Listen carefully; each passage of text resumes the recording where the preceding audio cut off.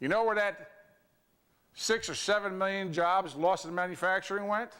It didn't go to productivity improvements. It went overseas to our competitors internationally. Now, competition is good. They have a right to compete. But we should not be sitting there saying, hey, you want our ball? Go ahead, take it. You want to score 100 points? We'll just sit here on the sidelines. No, that's not what we should be doing. But that's what we've been doing. They don't have a right to our natural gas. And quite frankly, neither do the energy companies. This is a natural resource that we have here that we should use to the benefit of the energy companies and manufacturers and average Americans. And the biggest benefit comes from using it here, not sending it there. Europe, poor folks in Europe. You know, they put all these carbon costs on themselves. They got 35-cent electricity, put all these windmills up and everything else. What did Frank tell you? You know who one of the largest importers of coal is in the world? Germany. What are they building in Germany? Coal-fired power plants. They're buying our coal over here, which we're shutting down power plants and not using. It's going to Germany because they made some stupid investments, excessive investments, to extremes in renewable energy that just could not provide the power they needed in a cost-efficient way. And now they're trying to change the whole system again. There's an outcry over there about power costs. France, what did they do? They have gas shale plays. They can use fracking technology. So can many other European countries. You know what they decided to do? Outlaw it. Outlaw it. Okay, fine. If you believe that strongly, that fracking is not good, go ahead and outlaw it. But then don't expect us to feel like we owe it to you to send the gas that we're fracking, using fracking technology on, to bail your butt out. No, we need common sense, we need realism, we got a serious economic crisis that's still with us, and until we're far beyond that economic crisis, until we've created the 25 million jobs we need to create, particularly in minority communities, particularly in the manufacturing and construction sectors, we should be using our resources to our benefit.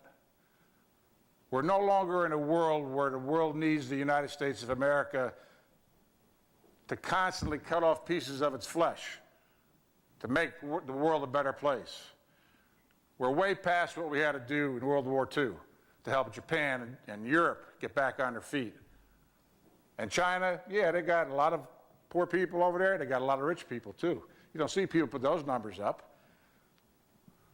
For every number you see on how many people are in poverty, you can put an equal number up that tells you that they're very well off. They're no longer a poor nation not developing. We don't owe it to them to castigate ourselves and our ability to have a strong, growing economy and good jobs so that they can. We need to balance things, and we need to be globally competitive. We don't want gifts, but we should use the things that are available to us and our resources to be globally competitive in the world marketplace so that we can win more than we're losing, which is what we've been doing for the last 30 years, losing. If you want to know where the income divide has come from, that's where it's come from. Both Republican and Democratic policies. There's plenty of blame to go around here. This is not a political thing. I probably need to be winding up here. This is the type of recovery that we should be having. This is the type of economic growth we should be having. If we were doing the kind of things that recognize we're in a globally competitive world, that we need to fight to be competitive. Don't shackle us as manufacturers by exporting our energy.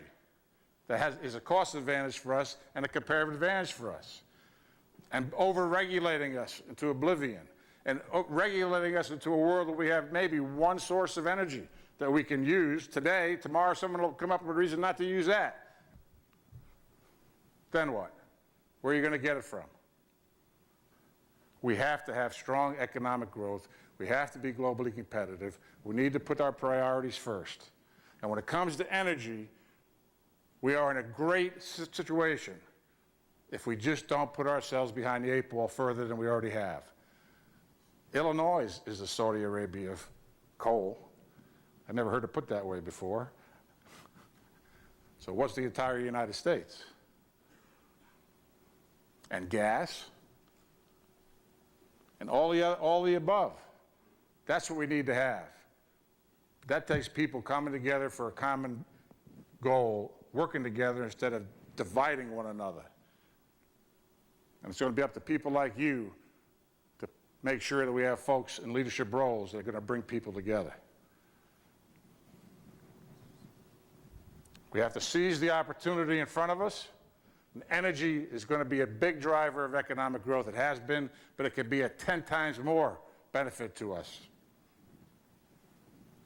I will tell you that Nucor's best years are ahead of us because our culture and our leadership bring people together to attack problems and crises that come up every day.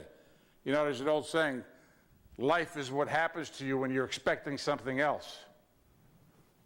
As leaders, you cannot go into a cocoon with a certain mindset and hell be damned to what the world's doing to you. You have to address every crisis that comes along, and you have to identify the most important ones, and you need to charge head on into it and bring everybody with you, left, right, in between. We don't have that. It's up to you all to put it there. Hold people accountable for that. As a company, Nucor has that. That's why we've grown from nothing to being the largest steel producer in the United States, the largest in the Western Hemisphere, and more important than that, the most profitable. Why we've grown from a couple hundred teammates to 22,000 teammates.